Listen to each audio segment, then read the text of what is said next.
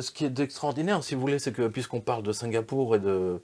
Vous vous souvenez de la fameuse scène d'un certain Monsieur Cahuzac, je ne sais pas s'il vous plaît, mais de les yeux dans les yeux. Monsieur le ministre, je n'ai pas de compte en Suisse. Les yeux dans les yeux. Est-ce que vous avez eu un compte en Suisse ou pas? Je n'ai pas. Je n'ai jamais eu de compte en Suisse, Jean-Jacques Bourdin. Et la à réponse, aucun moment. Et la réponse. À aucun moment. À aucun moment. Depuis le début, c'est moi qui dis la vérité. Bref, il avait un compte en Suisse et à Singapour. Ouais. Hein, voilà. Et justement, M. Cahuzac se présente aux élections législatives. Oui, je l'ai vu. C'est tout à fait extraordinaire. Ouais. M. Cohn-Bendit se présente aux élections législatives. Sous quelle étiquette Cahuzac? Les Républicains, je crois. D'accord. Il me semble, oui, les Républicains. Et je réfléchis, oui, bien sûr, je réfléchis. On ne se lance pas dans un tel projet politique sans y avoir réfléchi. Alors, si vous voulez qu'on parle du principe de la deuxième chance, je peux, mais je ne suis pas sûr que ça ait beaucoup d'intérêt. Pour autant... Qui n'a jamais demandé une deuxième chance à son mari, à sa femme, à son patron? C'est magnifique. C'est superbe. C'est un grand divertissement. Non, c'est un grand divertissement. Oui, c'est ça. Macron est un humoriste. Mais oui. Voilà, là, c'est un triste. Là, son histoire de dissolution. C'est une décision, on le voit, qu'il a prise seul et qui finalement l'entraîne dans une situation. Mais moi, j'aime beaucoup. Je commence à l'apprécier parce qu'il devient seul. Et qu'il est en train de devenir, il évitait depuis le départ.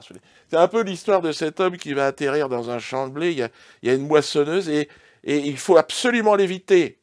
Et il se la mange, finalement. Je vois bien l'image. Oui, je vois bien le... voilà.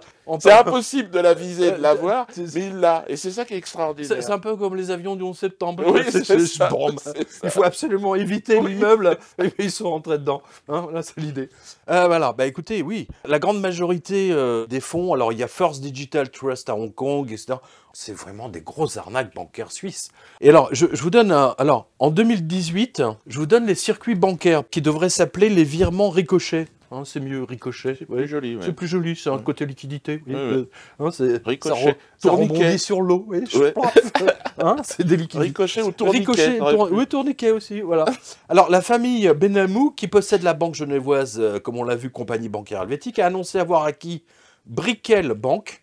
Ouais. Donc, il faut briquer, Martine, hein, comme on dit. Ouais. Basé à Miami et vendu par le liquidateur du groupe de la Banque du Saint-Esprit. Le monde est petit.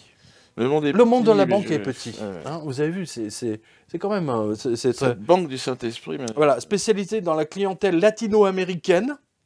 Donc, tout de suite, on a l'idée de Pablo Escobar, vous voyez, de Mexicains, des cartels. Hein, parce que, hein, bon, il n'y a pas tant de milliardaires que ça, sauf évidemment, bien ceux qui ont besoin de blanchiment. Cette ancienne filiale du groupe portugais affiche 300 millions de dollars d'actifs sous gestion, pour 70 collaborateurs. Et donc la compagnie bancaire helvétique compte pour sa part 8,6 milliards de francs environ, avec 180 collaborateurs répartis de Genève, Zurich, Londres, Hong Kong, Paris, bien sûr. Vous savez, c'est un peu comme les coiffeurs, vous savez, Jacques Desange, vous voyez, Paris, New York, Genève, Bourg-Saint-Maurice, c'est vraiment incroyable. Le montant de la transaction n'a pas été communiqué, voilà, c'est eux qui ont racheté le Saint-Esprit. Le Saint-Esprit est avec nous, vous voyez, il se manifeste de lui-même. Hein, d'où venait le Saint-Esprit au départ? Alors, c'était une famille portugaise de mémoire c'est une vieille banque, hein. Voilà. Alors, tiens, juste très vite, alors je vous donne une banque allemande. Alors là, c'est Munich, hein, c'est ISO 9000 quand même, a priori. Hein. Une banque allemande sauvée de la faillite in extremis par les Américains. Moi, j'avais parlé en début d'année qu'il y avait une banque allemande très très malade qui s'appelle la Pfandbriefbank. Qui était en faillite. Hein, vous avez un compte là-bas? Non, mais je connais. Elle a été sauvée de toute urgence, devinez par qui? Blackstone. C'est pas BlackRock, c'est Blackstone. Blackstone est une extension, si je peux dire. De BlackRock. Voilà, c'est-à-dire que c'était deux mecs qui avaient lancé BlackRock et puis ils s'entendaient plus et ils se sont séparés à l'amiable. Donc toi tu gardes ça, moi je pense ça. Et donc BlackRock d'un côté, Blackstone de l'autre. Mais enfin c'est noir, c'est black. Hein, c'est l'idée. Voilà. C'est pas une banque musulmane. Aucun rapport avec évidemment la communauté afro-américaine. Rien, nada. Non, là c'est la communauté wasp blanche.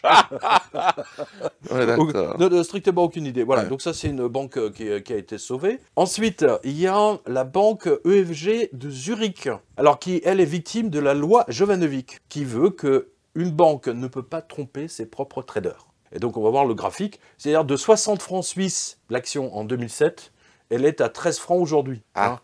Donc vous voyez, vous ne pouvez pas tromper vos propres... Ouais, hein, ouais. ils peuvent pas mentir, peut essayer, mentir à tout le mais monde. Voilà, mais en interne... Ça passe pas. Voilà. Bref, donc elle n'a pas réussi à se relever, et bien qu'elle ait licencié plus de 700 personnes quand même. Hein. 200 en 2015, 500 autres en 2016. Ça a été fait de toute urgence. Le gouvernement suisse est en train de payer très cher son abandon de la neutralité et du secret bancaire. Et du coup, l'action de la EFG est remontée, mais uniquement parce que des bruits de fusion avec la banque Julius Baer ont fuité dans la presse helvète. Donc, bénédiction sur Julius Baer. C'est une banque suisse. Je veux dire, je crois que c'est 500 000 € juste pour qu'ils vous ouvrent la porte. D'accord. Mais c'est pas évident que vous passiez vous alliez plus loin. C'est juste pour vous dire bonjour et pour savoir si vous pouvez éventuellement ramener en plus. Voilà. D'accord. Julius Baer, c'est ça. C'est vraiment pour les gros riches, les très très gros riches et tous les Pablo Escobar. D'accord. Oui, c'est un peu ça l'idée. D'accord. Voilà.